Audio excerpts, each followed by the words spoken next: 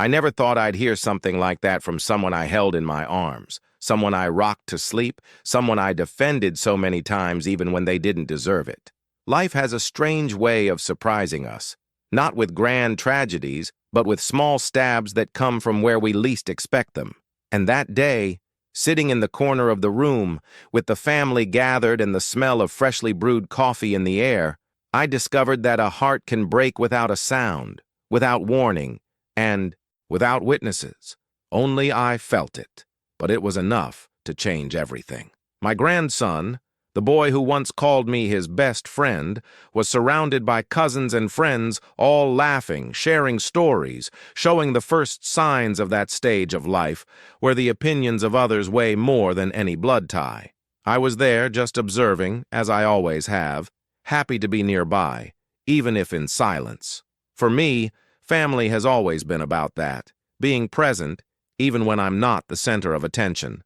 That's when I heard the phrase, Clara. Free, and it's said with the cruel nonchalance of someone who still doesn't understand the impact of their own words. My grandmother is very embarrassing. I'm mortified. My body froze. I didn't blink. I didn't breathe. I remained completely still, trying to process what had just happened. My first impulse was to believe I had misheard. My hearing, after all, isn't what it used to be. Maybe it was just a misunderstanding, a poorly worded joke, an exaggerated prank. But the muffled laughter of the others, that look of complicity between teenagers, confirmed that there was no mistake at all. Humiliation. That's the word that best translates what I felt. Not the noisy humiliation that makes someone react, defend themselves, or argue. It was a silent, suffocating kind that seeps under the skin and spreads slowly, leaving a bitter taste in the mouth and a weight on the chest. The room seemed to grow warmer, as if the air had burst into flames. I tried to smile, tried to keep my composure, but inside I felt entire years of love being pushed into a corner of my memory, as if they meant nothing. It hurt, especially because I always made a point of being a part of his life. I was the one who taught him to swim, holding his belly firmly while he kicked his feet awkwardly. I was the one who comforted him during his first school disappointments, who held up his name sign during presentations, who used my meager pension to buy him the toy he so desperately wanted for his 8th birthday. None of that was on his mind when he said that.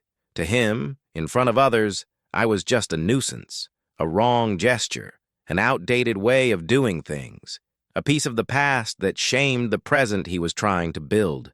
The worst part? Nobody said anything. No adult interrupted, no family member corrected it. Nobody looked at me as if to say, I'm sorry for what he said. On the contrary, some even smiled, as if it were true, as if I really were some kind of walking disorder. I realized at that moment that it wasn't just his comment that hurt me, but the silence of everyone who heard it. As I held my cup of coffee, trying to stop my hands from trembling, I felt a thought surge within me. Am I really a burden? Does getting older mean becoming a laughingstock? It's hard to admit, but that little phrase opened a wound inside me that neither time nor good intentions can easily heal. A wound inflicted by someone I loved more than myself. But, and this is important, my grandson had no idea who he was talking about. He didn't know my story. He didn't know what I'd been through. He didn't know the silent sacrifices I'd made for him since before he learned to speak. He didn't know about the years I'd gone without buying things for myself to save some for his future. He didn't know the secret I kept as a final gesture of love, a secret with his name written on it. He knew nothing about it, but she was about to find out. And when he found out, his world would never be the same. I was never someone extraordinary in the eyes of the world. I didn't make headlines. I didn't leave behind great inventions. I didn't build multi-million-dollar companies. My life has always been simple, waking up early, working honestly, coming home tired but with a clear conscience, and taking care of my family as if guarding a treasure. Today, with my years accumulated on my shoulders, years that have already surpassed the point where people start, calling me elderly instead of adult, I look back and see a simple existence but never a small one, because for me, Living with dignity has always been worth more than any displayed glory. I have wrinkles that tell stories, marks that carry memories. Each line on my face was born from a mixture of laughter, worries, sleepless nights, hard work, and moments of pure tenderness that life has given me as a gift. I am not perfect, far from it. I have made mistakes, talked too much when I should, have listened, and listened too much when I should have spoken.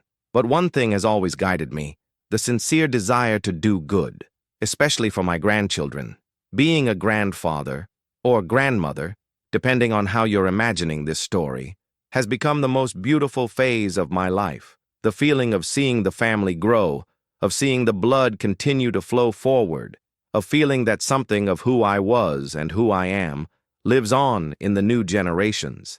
That's something that can't be explained. It's felt, and I felt it deeply. From each grandchild's first cry to their first steps, their first words, their first fears and first achievements. I was there. I always have been. My personality has never been one of demanding much.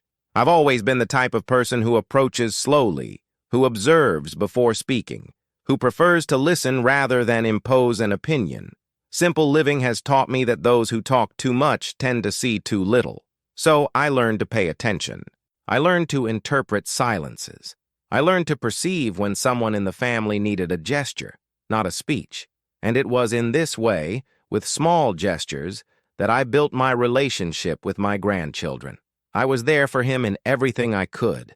I would sit on the concrete bleachers at school, in that cramped row of little chairs, just to see my grandson wave his tiny hands.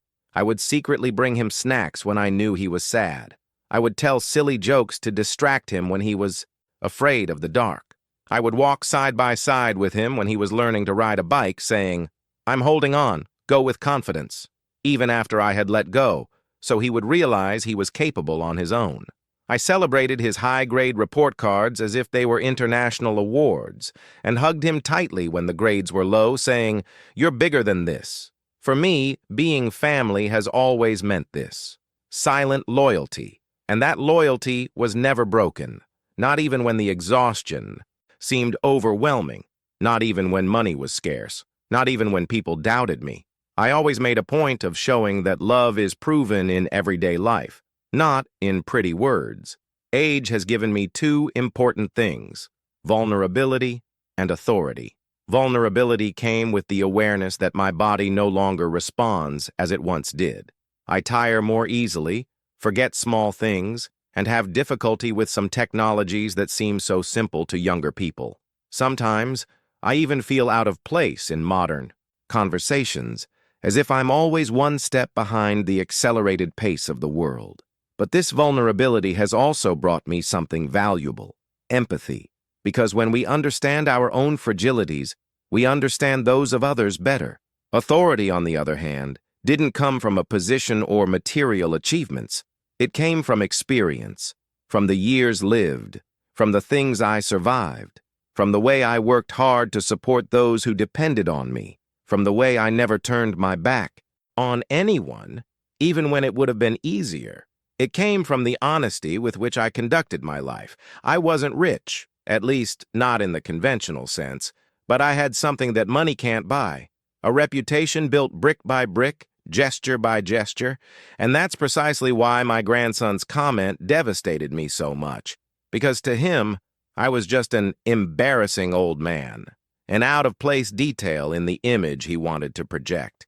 He couldn't see that behind that tired body lay an entire story woven with love, a story where he was always the protagonist, even in the chapters where he didn't appear. If there's one thing I've learned throughout my life, it's that young people tend to judge by what they see on the surface.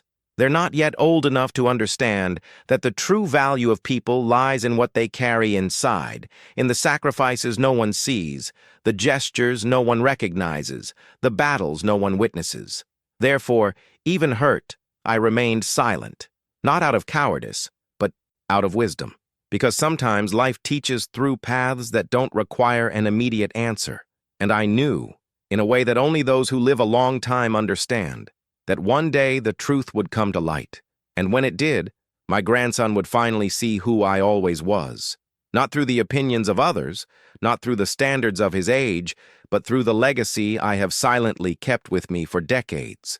A legacy that bears his name, and that he never imagined existed. My grandson was always a sweet boy. He grew up running around the yard, holding my hand for everything, asking curious questions about the world, charming everyone with his polite manner that even made strangers comment, "That boy has a good heart." And he really did. Deep down, he still does. But life, that stern teacher, sometimes finds complicated ways to test the character of someone who is still forming, and that's exactly what happened to him. I remember perfectly the time when he was inseparable from me. When he heard my voice at the door, he would run down the stairs. When I picked him up from school, he would hug me even before the car stopped. He loved my advice, my old stories, those little life lessons that only someone who has lived a long time knows how to give. He laughed at my simple jokes, proudly showed me his school grades, and when he got into some mischief, he would run to hide behind me. Not because he was afraid, but because he trusted that I would always be by his side. But life, has phases, and some of them can temporarily erase who the person really is. It happened gradually. First, I noticed he started responding less to my hugs. Then I noticed that when I arrived for family gatherings, he didn't come to me like before. Instead, he would sit in the corner, fiddling with his phone as if the world around him didn't belong to him. When I tried to start a conversation, he would respond with short, monosyllabic phrases, as if I were interrupting something. Adolescence arrived, and with it came new influences. Some good, others not so much. Friends began to occupy more space than family. Social media swallowed him up in a way I couldn't understand. He started valuing likes, appearances, clothing styles, and behaviors that didn't even exist when I was young. I don't judge him. Each generation has its illusions. But it was difficult to see him losing himself in an image that didn't represent who he really was. I could see his discomfort when I appeared in public with him. He would discreetly move away, adjust his posture, fiddle with his hair, and avoid being seen walking too close to me. It was as if my presence was a threat to the reputation he was trying to build. And the worst part, he didn't even try to hide it anymore. He started acting as if I were a burden, a reminder of a past too simple for his new standards. I often heard him speak enthusiastically about influencers, celebrities, people he had never met in person, but whom he treated as role models. He repeated ready-made phrases, opinions that weren't his own, behaviors he had learned on the internet. And, as happens with many young people, he began to believe that his worth lay in the opinions of others. The more he tried to be modern, the more he denied his roots. And unfortunately, I was part of them. The family began to notice the change, but no one wanted to confront him. They said it was just a phase, that teenagers are like that he'll get better when he grows up. Maybe they were right. But that didn't lessen the pain of seeing him treat me with a coldness I never imagined he would show. It was as if, all of a sudden, everything we had built together had been pushed into a dusty corner of his memory, a corner he didn't want to look at anymore. His friends weren't helping. They were always making comments about older people, laughing at simple things, belittling ways of speaking, ordinary clothes, old habits. And my grandson, influenced by this superficial world, began to absorb this behavior. He started to feel ashamed of my simple clothes, my quiet manners, my slow way of speaking, ashamed of my way of life, a way that has always been honest, dignified, and sufficient for me. One of the most painful moments was when he asked me not to pick him up from school. Before, that was his favorite time. But one day, clearly upset, he said, "Grandpa, Grandma, you don't need to pick me up anymore. I'm all grown up now." But the way he looked, away, revealed the truth to me. He didn't want to be seen with me. I still tried to understand. Age brings patience, and I always believed that education and love overcome any barrier. But nothing seemed to reach that boy who was distancing himself more and more. He no longer asked for advice, no longer showed me his drawings, no longer came to ask for bedtime stories when he was spending a few days at my house. It seemed that everything we had built had been swallowed by a sea of external influences. What scared me most was the coldness. Not aggressive, but indifferent. He treated me like someone who had always been there, and always would be, as if my presence were guaranteed, eternal, and therefore could be ignored.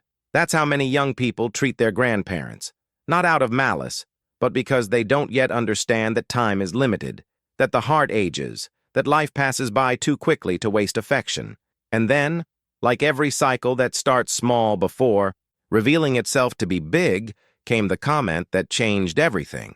The phrase I should never have heard. The sentence that unleashed the feeling I was trying to hold back inside. He, she is very embarrassing. I'm ashamed. That's when I knew for sure. My grandson had gotten lost in a world of appearances. He was no longer the boy who held my hand so tightly. He was no longer the one who said I was the best.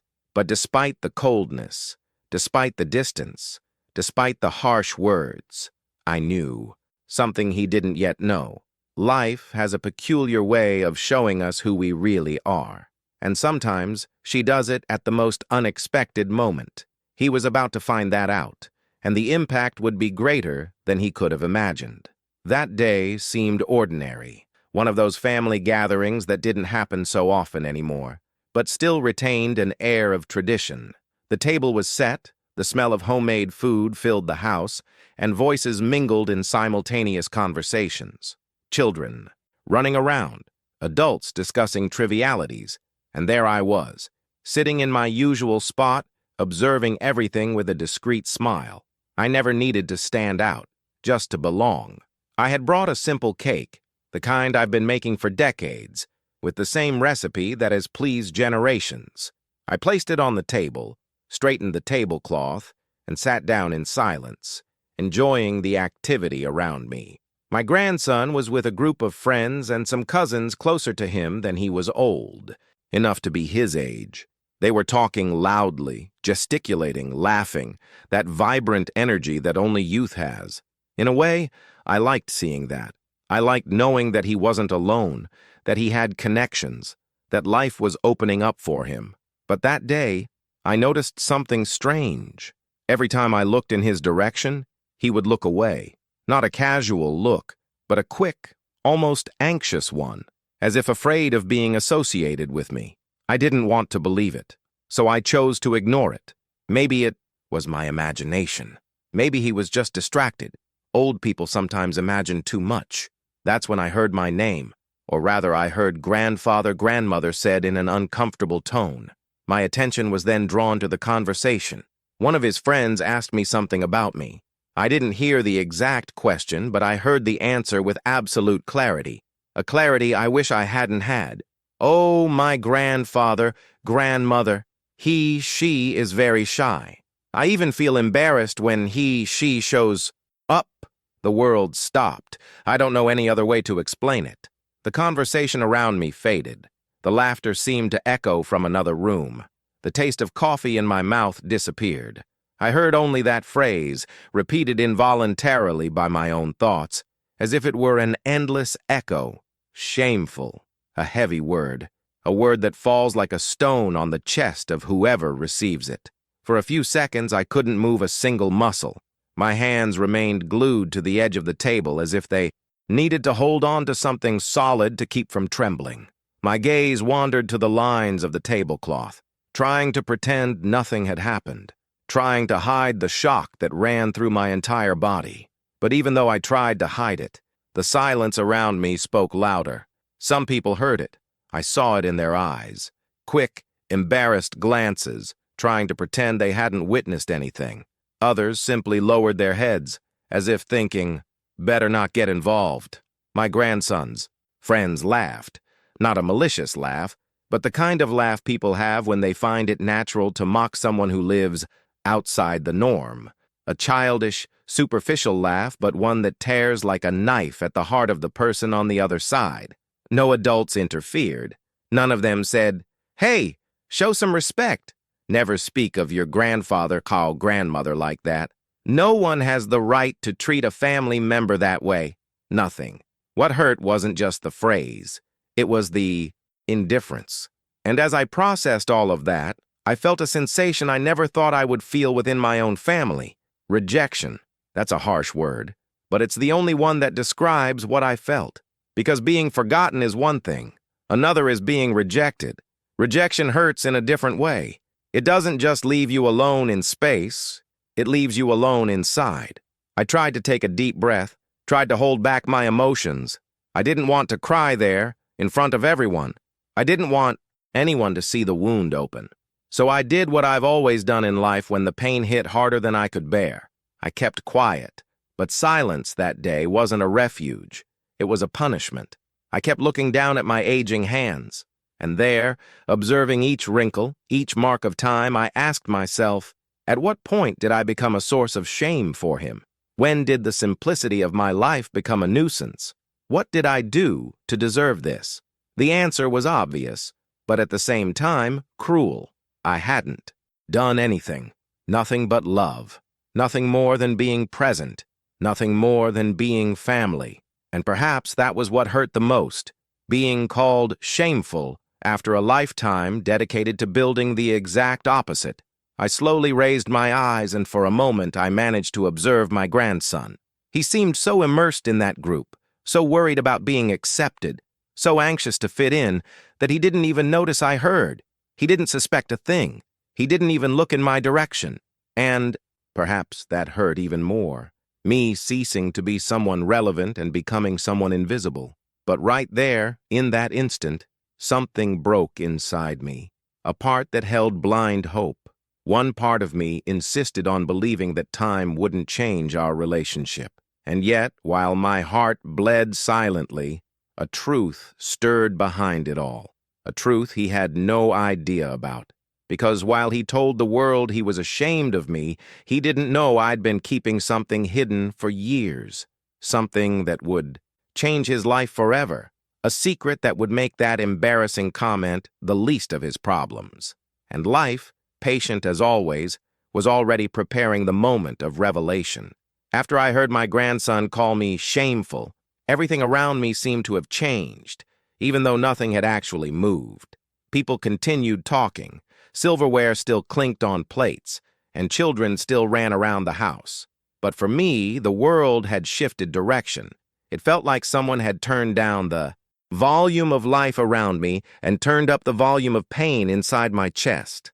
His comment, so simple to the listener, so destructive to the receiver, opened a fissure that no one else noticed, or if they did, chose to ignore. And that's where the second part of the pain begins. It wasn't just what my grandson said. That's what everyone else did. Or rather, they didn't. When those harsh words echoed in the room, some people laughed. They laughed like someone laughing at a joke, as if it were normal, acceptable, and even funny to mock someone older. A short, dry laugh, full of condescension. It wasn't a malicious laugh, the kind that intentionally hurts. But it was worse. It was an indifferent laugh. A laugh that said, without needing to pronounce it, yes, really, he, she is kind of like that. Others didn't laugh, but lowered their heads.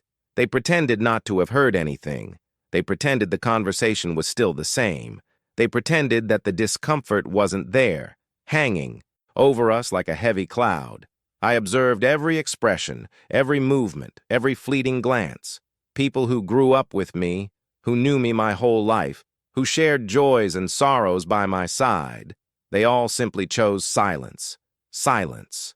That weapon as dangerous as any offensive word. Silence. That kind of omission that speaks louder than an explicit action. And it was at that moment that I realized something I never imagined feeling within my own family. Judgment. The judgment didn't come from direct phrases, accusations, or confrontations. It came from their glances. Quick, sharp glances that carried a mixture of pity, discomfort, and perhaps even impatience. As if, in a way, I really was what my grandson had said. As if I were too outdated, too slow, out of sync with them. As if my presence there was more tolerated than valued. And when the whole family reacts, or fails to react in this way, a terrible thought begins to form. A thought that grows slowly, subtly, but destroys everything in its path. Am I really a burden? The question entered my mind like a bitter seed. A seed that found space to germinate because emotional loneliness, when it appears, prepares the ground for everything negative. I tried to push the idea away. I tried to convince myself that it was just a phase, that teenagers talk too much without thinking, that adults sometimes remain silent for fear of conflict. But no matter how much I tried to be rational, something inside me began to crack. I rummaged through, memories in my head, perhaps too quickly, searching for moments when I had bothered someone, when I had been a burden, when I had caused some real embarrassment. Have I ever spoken too loudly? Do I repeat stories without realizing it? Do my simple clothes make someone feel ashamed? Does my way of life seem too small in the face of the modern world they value so much? I've always lived simply, and I've always been proud of it. But for the first time, that simplicity seemed to have no place in the family I helped build. A heavy feeling began to settle in my chest, the feeling that I was superfluous, that I was someone they welcomed out of obligation, not affection, that my presence was a silent reminder of a time they preferred to forget. While everyone continued with their conversations, I remained there, quiet, invisible, motionless. It seemed as if the world had moved on without me, and the more I observed that scene, the clearer it became. No one was going to defend me. No one was going to say that I deserved respect. No one was going to correct my grandson's behavior. It was as if I were alone, even though I was surrounded by all those who share my blood. Loneliness amidst people is the worst kind of loneliness.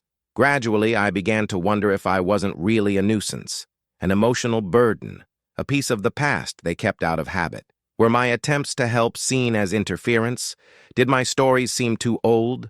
Was my way of being really shameful? I shouldn't have let those thoughts overwhelm me.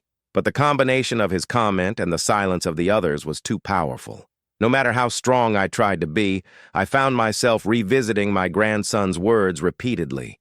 It's very embarrassing. I'm ashamed. The phrase became an echo, and the echo turned into a shadow, and the shadow began to spread. But while I was sinking into doubts and insecurities, there was a detail that no one there knew. Not even those who laughed, not those who remained silent, not those who judged. A silent detail, kept for decades. Something I did not out of obligation, but out of love. Something I never told anyone. Something that would change everyone's perception, especially his. I was considered shameful at that time. But what they didn't know was that for years, I had been the greatest ally and protector of that same grandson who mocked me. And the day when this would be revealed was much closer than anyone there could have imagined. While the family continued, laughing, talking, and living as if nothing had happened, I mentally distanced myself from that environment. I didn't get up from my chair, I didn't make a scene, I didn't draw attention. Outwardly, I remained the same. But inside, something was stirring. An old chest of memories, of difficult choices, of sleepless nights, of silent decisions that no one there had any idea about. And at that moment, for the first time, I realized the weight and value of what I had been holding on to for so many years. Nobody knew. Nobody ever knew. But I have a bank account in my grandson's name. It's not something simple nor recent. It's a life project, a commitment I made to myself even before he learned to pronounce my name. It started small, almost insignificant. A few coins saved at the end of the month, a few reais I didn't spend on myself to put aside. The intention was clear, to leave something for him, something that, one day, could help him take a bigger step than I was able to take. Because, contrary to what many people think there, I know very well what it's like to struggle without having anything. I know what it's like to want a better future and not have the resources. I know what it's like to dream of giving a gift and not have the money. I know what it's like to have to choose between what I want and what I need. And perhaps because I felt these pains so early in life, I decided that my grandson would never feel the same. At least, not if it depended on me. I started saving. This money even before he was born. It sounds crazy, I know, But for people who work their whole lives with their hands, with sweat, with daily struggle, thinking about the future has always been a way to resist the harshness of the present. So, when I found out I was going to be a grandparent, something inside me rekindled. An old desire to protect, to care, to build something better for those who come after. I worked a lot, much more than my body could handle. I woke up before the sun, went to sleep after the moon. I worked overtime without pay. I wore out the soles of 2, 3, 4 pairs of shoes a year. My feet spent more time on the hard ground than resting. My hands, those deep scars I carry today, are witnesses to what I did to support my children and build this silent reserve. I deprived myself of so many things. The coat I needed for winter, from the meat that I stopped buying at the market, parties I didn't attend to save on gas. Regarding the medication I postponed because I could still manage. Little luxuries, a new shirt, dinner out, a trip to the movies. Each resignation became a deposit. Each sacrifice became a number in that account. Each silent pain has transformed into accumulated future. And that's what nobody knows. That's what nobody realizes. While they call me simple, outdated, or even shameful, they have no idea of the amount of love I put into that silent gesture. Every month, religiously, I deposited something. Sometimes it was a small, amount. Sometimes it was almost nothing. But I never let it pass. It was my sacred commitment, my way of telling the world that, even without having much, I could build everything for it. And so, year after year, that amount grew, slowly, steadily, as only things done with heart can grow. This account was opened in his name when he was still a child.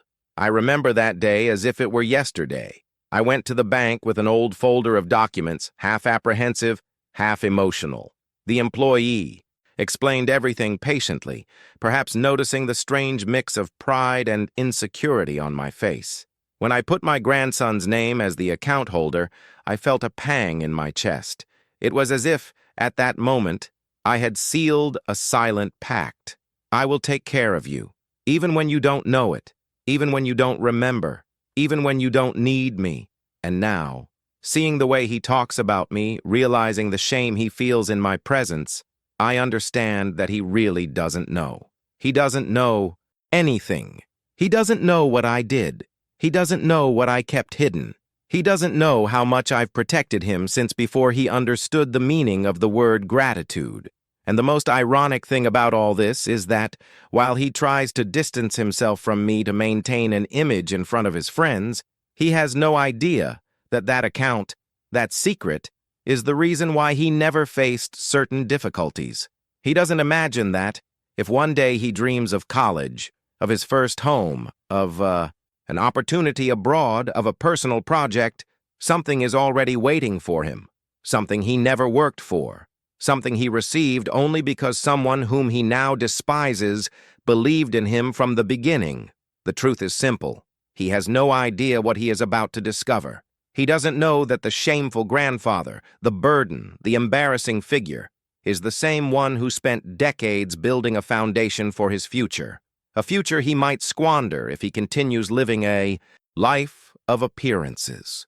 A future he will take into his own hands one day, and when that happens, the masks will fall, mine and his, because a silent love can be ignored, ridiculed, minimized, but it can never be destroyed. And the time has come to reveal this secret. It's getting closer and closer. Life has a curious way of turning the tables. It doesn't need grand upheavals or devastating storms. Sometimes all it needs is a stumble, a silent, unexpected stumble that shatters certainties and dismantles masks. And in my grandson's case, that stumble came at the moment when he believed he was at the peak of independence, maturity, and youthful self-sufficiency. It was on that day that everything changed. I didn't know anything. No one in the family knew. But he was facing a much bigger problem than his arrogance allowed him to admit. In recent months, he had been under pressure from expectations. His own, those of his friends, those of social media. They expected him to be someone successful, someone who always had the best clothes, the newest cell phone, the most expensive experiences. And my grandson, still trying to fit into this illusory world, began to spend more than he could afford. First on small things, then on larger expenses, until he completely lost control. Credit card maxed out, overdue installments, tuition fees for a course that I was unable to pay, a professional opportunity that required an investment he didn't have. Everything piled up until it became a giant knot, a knot he could no longer hide. The first person to notice something was wrong wasn't a family member. It wasn't his mother. It wasn't his father. It wasn't even a teacher or a more sensitive friend. It was a colleague of his who commented, half jokingly, half seriously, "Dude, you have to pay that today, or you'll lose the spot." And there I understood, observing from a distance and without being noticed, that there was a clear anguish in his eyes. He tried to smile. He tried to disguise it. But the weight was too great to be swept under the rug. That day, my grandson felt for the first time what it's like to see the ground slipping away from him. And he tried to solve it on his own, of course. He tried to find a job quickly, but the salary wouldn't be enough. He tried to sell some things he bought to please others, but nobody wanted to pay the price he asked. He tried to ask for an extension, but the institution wouldn't accept it. He even tried to make up excuses. But the truth is, he had no alternatives. His world was beginning to crumble, and it's interesting how pride is a destructive force. He knew he needed help. I knew, but I didn't want to admit it. Asking for help would be admitting that I wasn't as strong as I claimed to be. It would be admitting that the simple life he rejected was perhaps safer than the life of appearances he chose. It would be, above all, facing the fear of being judged by those he had spent months judging, and, like any young person trying to stay strong even in the face of collapse, he began to isolate himself. He avoided long conversations. He disappeared at his usual times. He didn't answer his mother's calls. He responded to messages coldly, pretending to be busy, when in reality he was trying to hide the chaos he had created. But secrets have limits, and his was about to break. On a sweltering late afternoon, his mother knocked on my door. She was worried, not about me, but about her son. "He's acting strange," she said. "I don't know what's going on. He doesn't want to talk to anyone." I listened attentively. My heart was already beginning to sense something. There are pains that the elderly recognize even before they can be explained. A few hours later, he appeared. Not to see me, of course, but because he was passing by my house and noticed I was watering my plants. He tried to walk past, but I called him by name. He stopped. He stood motionless. He didn't turn around immediately. He took a deep breath, as if gathering the courage to face me was an act of war. When he finally turned around, I immediately realized his eyes weren't the same. They were tired, irritated, and distressed. That coldness he had cultivated with such effort seemed to have cracked, and through the cracks escaped fear, insecurity, and shame. Not with the same superficial shame he claimed to feel for me. It was something else, the shame of oneself. I asked if everything was all right. He said yes, but his voice trembled, and nobody can lie with a trembling voice. I insisted, calmly. He looked away. He was fiddling with his cell phone. He said he was running late. He was trying to escape, until finally the weight proved greater than the pride. The words came slowly, broken, almost whispered, "Grandpa, I need money." Silence. Not just any silence, but a deep silence, layered, full of fear, full of awkwardness. I waited, without interrupting. He continued, I did some things. I spent too much. I made promises I couldn't keep. I have to pay something today, otherwise I'll miss an opportunity that's important to me." His voice broke on the last sentence. And there, in front of me, the boy who said he was ashamed of me was begging not to be crushed by life. But, and here's the detail that changes everything, he still tried to maintain emotional distance. He tried to make it clear that this was merely a practical request, not a gesture of reconciliation. "But I don't want your help. I'm only asking because I have no other option." It was as if he were saying, "I need you, but I don't want to admit it. I want to be saved, but without losing my image. I looked at him for a few seconds that seemed far too long. Therein lay his dilemma. Pride on one side, the other person's despair. He had no idea. I never imagined that I had already spent decades preparing what he was desperately seeking at that very moment. And finally I understood. Life was about to bring all the pieces together. He was having the worst day of his life, and I was on the threshold of the day when all truths would be revealed. When my grandson finally admitted he needed money, something in the air shifted, as if the very atmosphere around us had become heavier, denser, harder to traverse. He stood before me, tense, restless, torn between pride and need. It was like watching a glass about to crack. You know it's going to break, you just don't know the exact second. I tried to take a step towards him, not physically, but emotionally. I asked calmly, almost whispering, because I've learned throughout my life that certain pains only reveal themselves when we offer silence and kindness. What happened, my son? Can you tell me? His reaction was like a snap, an automatic defense, a wall erected in haste. It's nothing serious, I'll sort it out. His tone was harsh, dry, deliberately distant. It was the kind of voice young people use when they want to show strength, even when they're already broken inside. He crossed his arms, took a deep breath, feigned indifference, but his body betrayed him. His shoulders were tense. His gaze couldn't focus on anything. His hands trembled slightly. I moved a little closer. Son, sometimes carrying things alone only makes things worse. You know you can talk to me. He laughed, a short, ironic laugh, heavy with nervousness. With you? What could you possibly do? You don't understand these things. That time, the word wasn't shameful, but the feeling behind it was the same. Disdain, distrust, a desperate attempt to maintain the image he wanted to project, that of someone who didn't depend on me. It was like taking another blow to the chest, but I held on tight. My whole life has taught me to absorb, filter, and transform pain before returning it to the world. I took a deep breath to keep my heart from closing up. It didn't know what it was saying. Young people who fall from their pride hurt others before. They ask for help. Listen, I continued, keeping my voice steady. I'm not here to judge you. I just want to understand. He looked away again. He started pacing back and forth. She ran her hand through her hair, took a deep breath, and stomped her feet as if trying to expel the anxiety through her feet. The tension was so thick you could feel it vibrating between us. I already said I'll handle it, he repeated, this time louder. I don't need anyone to interfere. I'm just trying to find a solution. And what is the solution? I asked. Silence. He kept walking until he finally stopped, his back to me, as if he didn't have the courage to look me in the eye. His voice came out muffled, more fragile, escaping through the cracks of his pride. I messed up, okay? I messed up. I promised I'd pay for something. I missed the deadline. I lost control. Now I'm screwed. I didn't answer.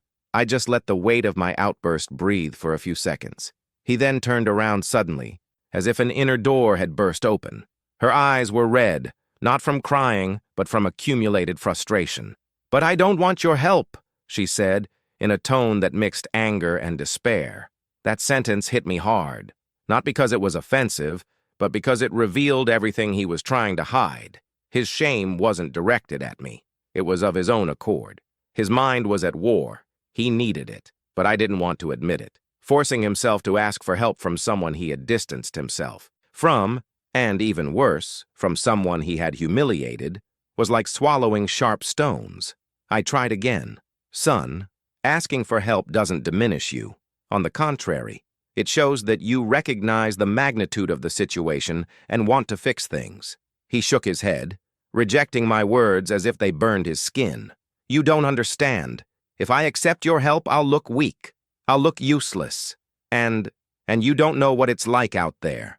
Everyone has everything. Everyone posts amazing things. I need to keep up. Social media, that sweet poison, had taken up residence in his mind. I saw the real problem there. He was drowning in a desperate need to appear perfect. And now? I asked. What are you going to do? He fell back into the chair, exhausted. She looked at the floor as if searching for answers on the balcony floor, and he murmured, for the first time without a mask, "I don't know." That was the truest confession he could have made. He didn't know. There was no way out. There was no way I could solve it on my own. I took a step towards him. He didn't walk away. Pride was giving way. Despair was taking hold.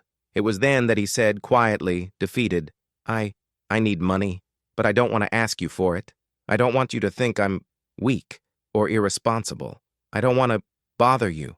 That bothering you echoed inside me, because it revealed what he truly believed. I saw it as a task, not as a piece of my heart. "Son," I said slowly, "you'll never bother me." He raised his eyes, hesitant, vulnerable, for the first time in a long time. The boy I raised was there, piercing the curtain of arrogance to reveal the pain he had been hiding. And as I watched him, I knew the moment of revelation was approaching. Everything I've kept, everything I've built, everything I've waited for, I was about to find the right destination. Pride has fallen. Despair took its place. And within that chaos, the opportunity arose to completely transform the story between us. I stared at him for a few seconds, in silence. Sometimes silence is more powerful than any sermon. Before me was not just a grandson desperate for money. It was a boy lost inside a body pretending to be an adult. A boy who, without realizing it, had built a wall between us, without knowing that I had silently built a bridge to his future. I slowly rose from the chair. Age makes every movement seem heavier, but at that moment, the weight wasn't in my legs, it was in my heart. I walked to the room, that same room where I keep my most important memories. Old photos, documents, letters yellowed with age, and an envelope that for years I only dared to touch occasionally. I carefully opened the dresser drawer, as if I were about to awaken something that had slept for a long time. There, among papers neatly organized, was it, a brown envelope, slightly worn at the edges with my grandson's name handwritten on it in firm letters. I picked it up delicately, feeling a mixture of nostalgia and anticipation. How many times had I held that envelope imagining this moment? How many times had I thought about when the right time would be to give it to him? I always told myself, one day, when he's ready. Little did I know that it would be precisely on the day he felt most lost. I went back into the room with the envelope in my hands. He looked at me strangely, with the look of someone who has no idea what is about to happen. "What's that?" he asked, frowning. I sat down, across from him, and placed the envelope on the table between us. "Open it," I said. "It's yours."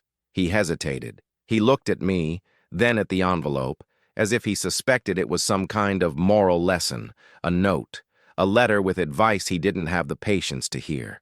But even reluctantly, his fingers went to the paper and began to tear the flap. Inside, there wasn't just paper.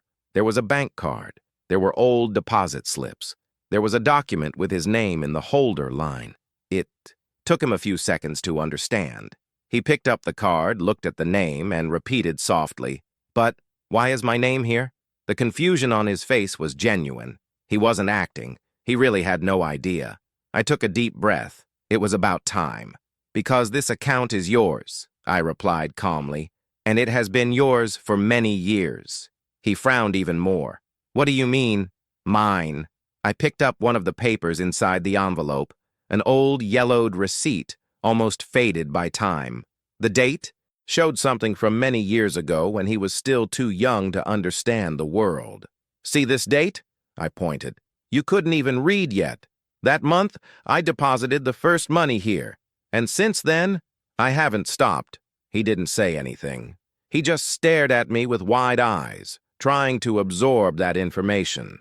"Every month," I continued, "regardless of how my life was going, how much I had or how much was left over, I put something here, sometimes very little, sometimes almost nothing, but I never failed to contribute." He began to leaf through the papers one by one, receipts, statements, records from different years, with varying amounts. "My whole life," I murmured, "while you were growing up, I was building this, not for me, for you." His eyes began to change. Pride gave way to astonishment. Astonishment began to give way to something deeper, shame. "But why? Why did you do that?" he asked, his voice breaking. I smiled slightly. Not that "I told you so" smile, nor a superior one. A sad smile, but full of love. "Because I know what it's like to need something and not have it," I replied. "Because I know what it's like to want to study and not be able to, wanting to get ahead in life but not having the opportunity. Because I know what it's like to look ahead and see a wall, not a door." He lowered his eyes. His hands no longer held the envelope firmly. "I didn't want you to go through what I went through," I continued. "So, while you were playing, while you were learning to read, while you were making friends, I was putting a little bit here. It was my way of taking care of you, even when you didn't know you needed it." He closed his eyes for a moment, as if trying to hold back something that was coming from within. Perhaps tears, perhaps memories, perhaps regrets. "Do you think I didn't see you growing up?" I asked softly.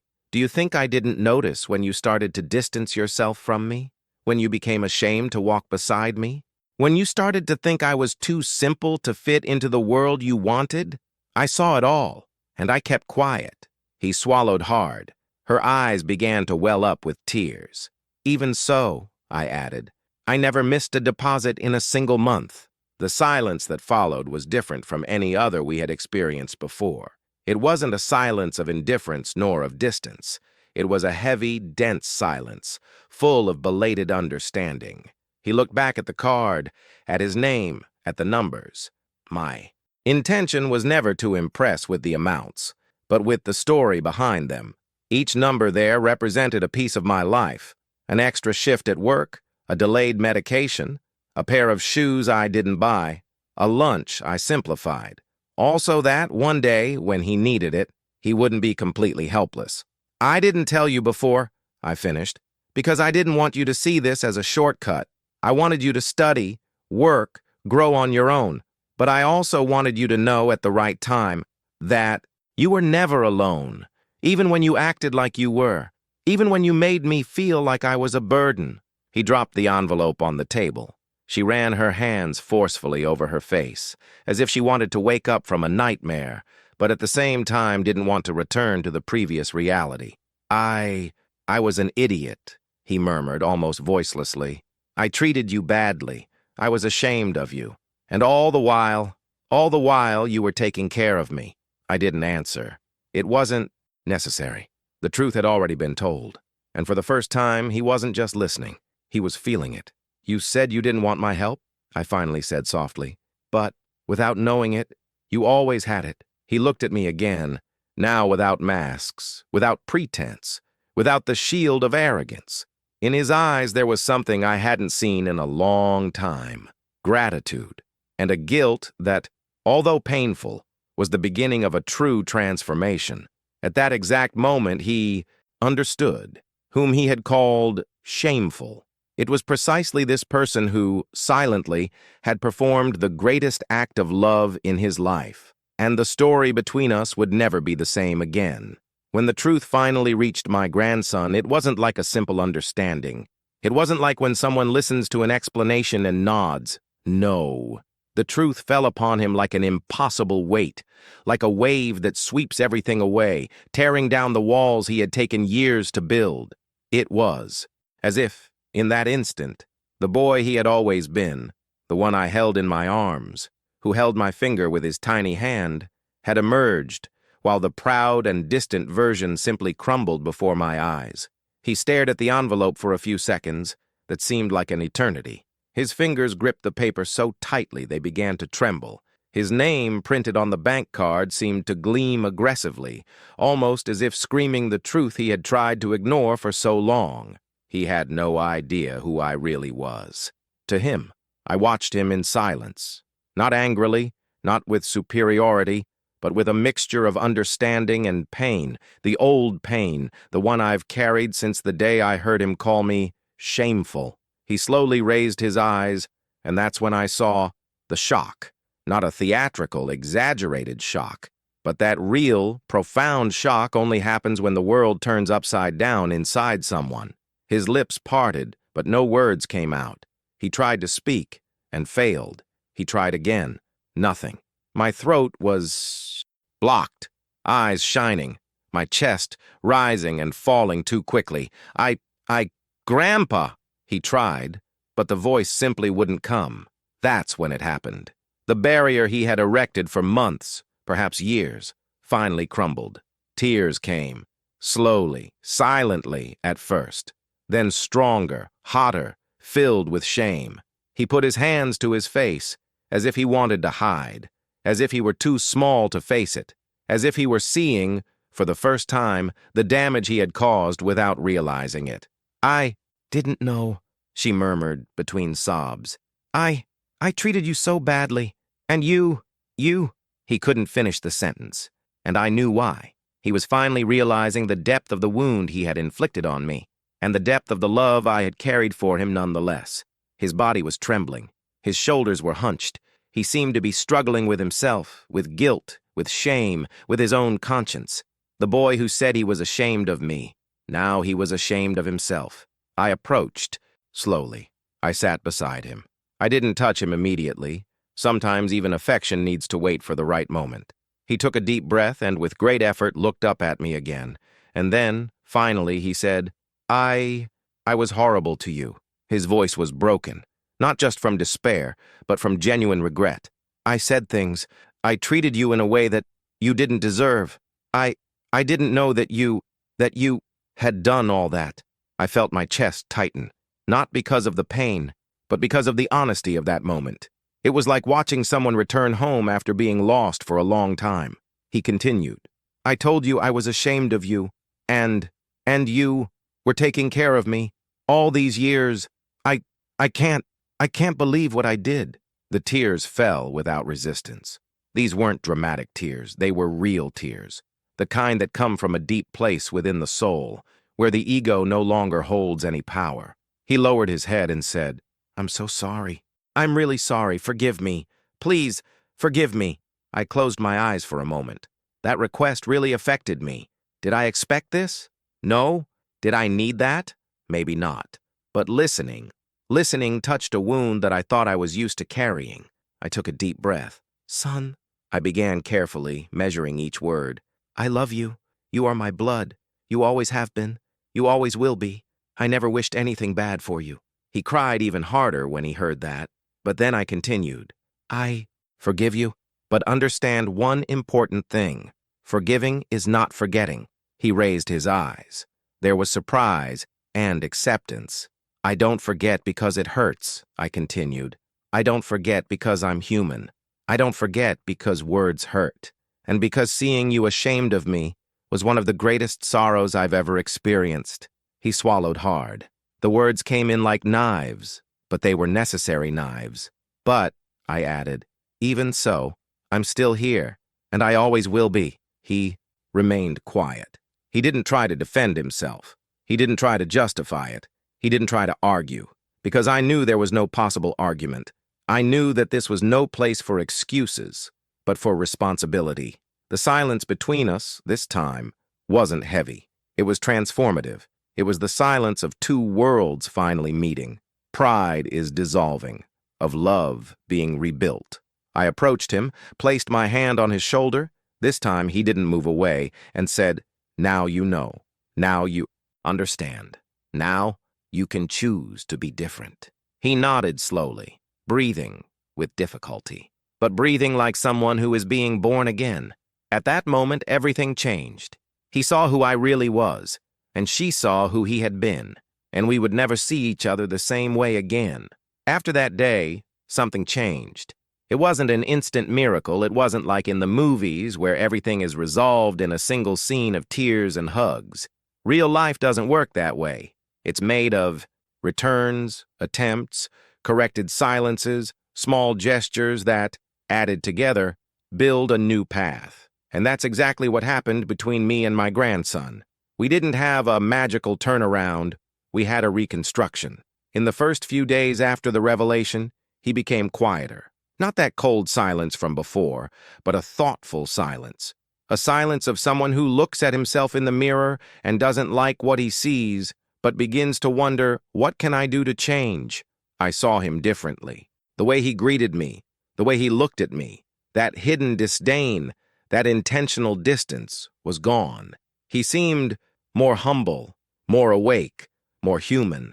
The first change was simple, almost insignificant to an outsider. He started showing up at my house more often. Before, I would go weeks without seeing him.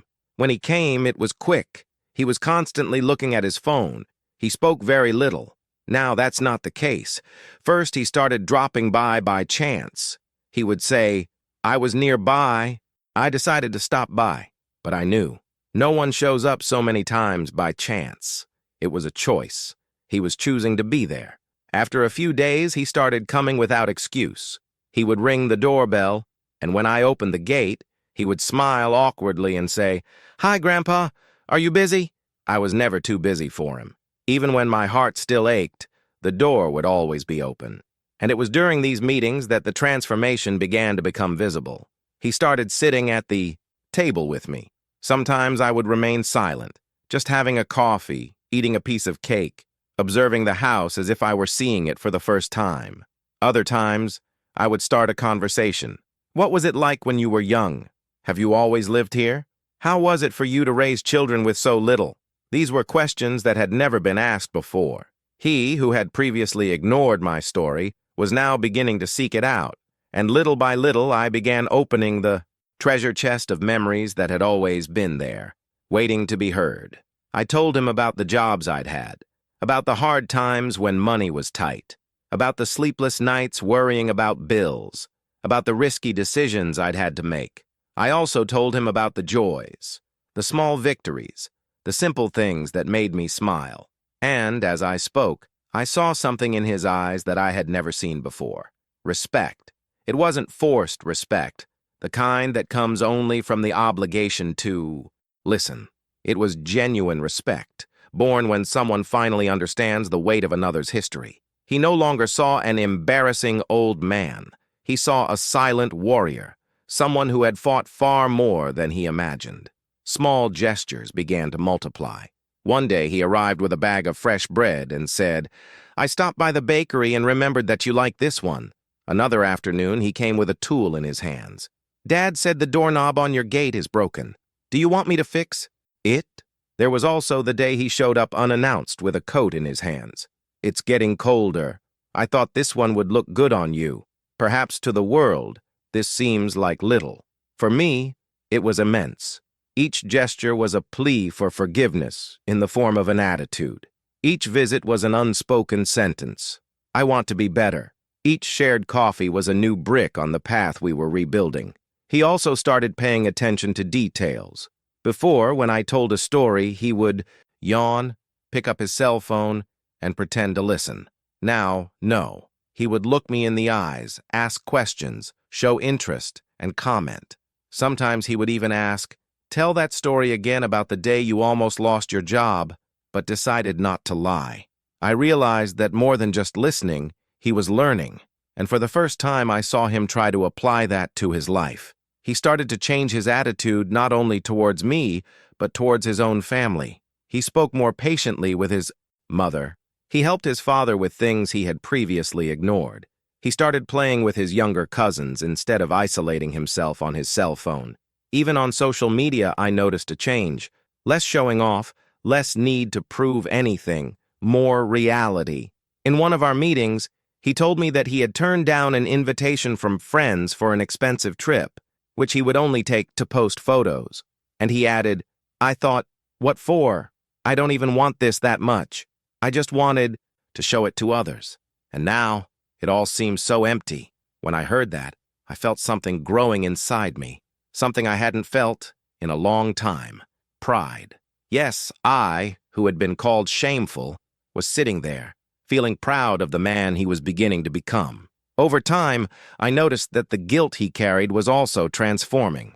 At first, he came tense, as if each visit was an act of reparation. But, as the days passed, he began to come more relaxed. The laughter returned. The inside. Jokes that only the two of us understood reappeared. He showed me things on his phone, no longer to show off, but to share. Photos, videos, moments from the day. He seemed to want to include me, not hide me. And while this was happening, something silent was also changing inside me. I was regaining my self-esteem. After that cruel comment, I had begun to doubt my own worth. I wondered if I was a burden, if I had become out of touch, if my presence hindered more than it helped. But seeing my grandson approaching, valuing my story, asking for advice, wanting to be with me, it was like receiving a belated certificate that I still mattered. I finally realized that I was never a burden. Perhaps it was simply misunderstood. Perhaps it was viewed through the wrong filter. But the values I hold, my dignity, my character, the love I gave, have never been insignificant.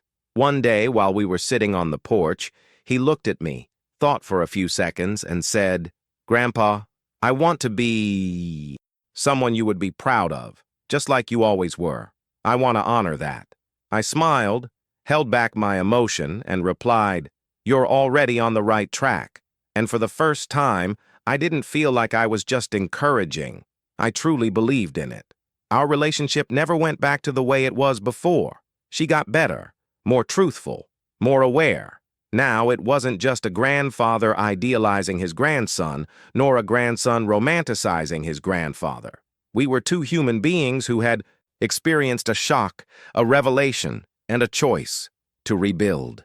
And as I watched my grandson sit beside me without shame, introduce me to his friends with respect, tell others a little of my story with pride, I felt inside me something that no humiliation could erase. My dignity was intact. And finally, he could see her.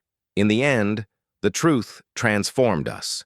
To him from the inside, to me on the inside, and our relationship forever. There are moments in life that seem small, almost invisible, to those who live in a hurry, but which carry within them a force capable of changing entire destinies.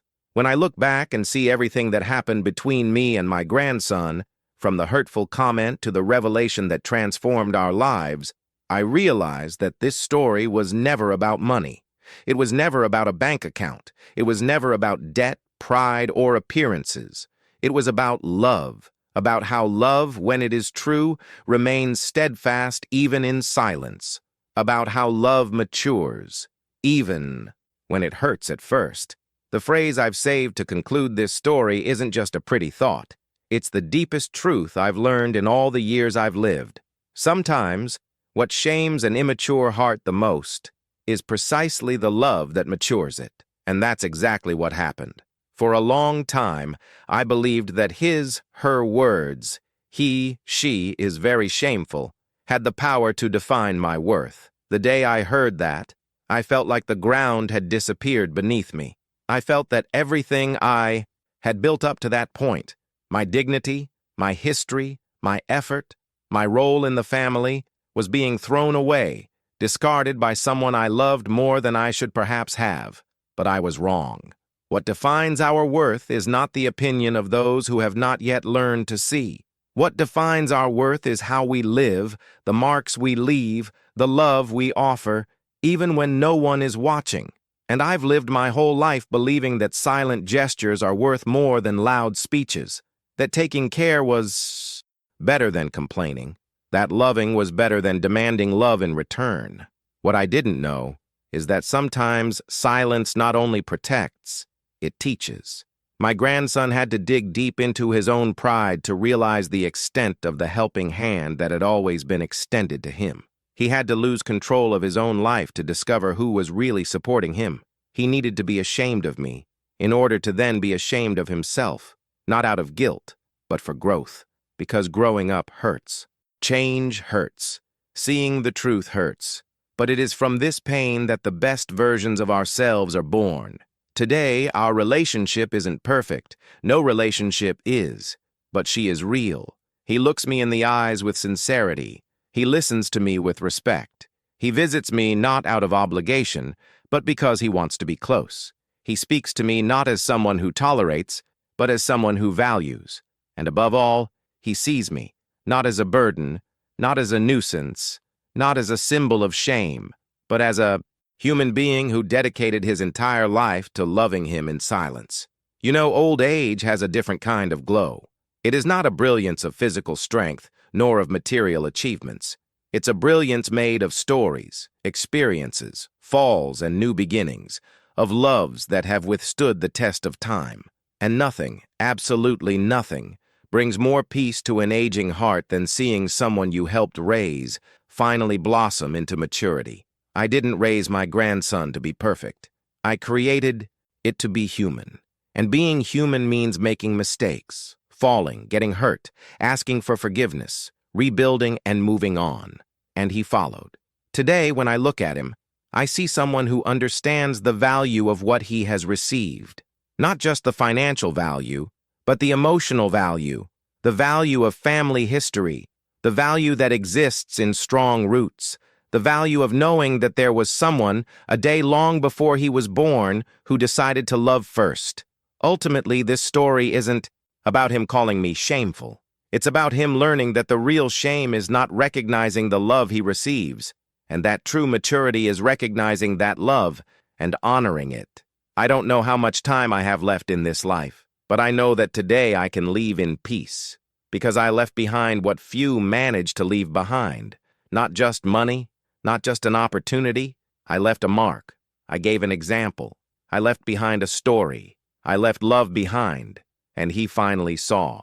So if there's anything I can say to those listening to this story now, to those who may carry similar pain, to those who have ever felt invisible within their own family, it is this: never let the immaturity of others determine your worth. Those who truly love will always be seen, perhaps late, perhaps slowly, but it will always be seen. And when that happens, everything will make sense. If this story moved you, leave a like, subscribe to the channel, and tell us in the comments.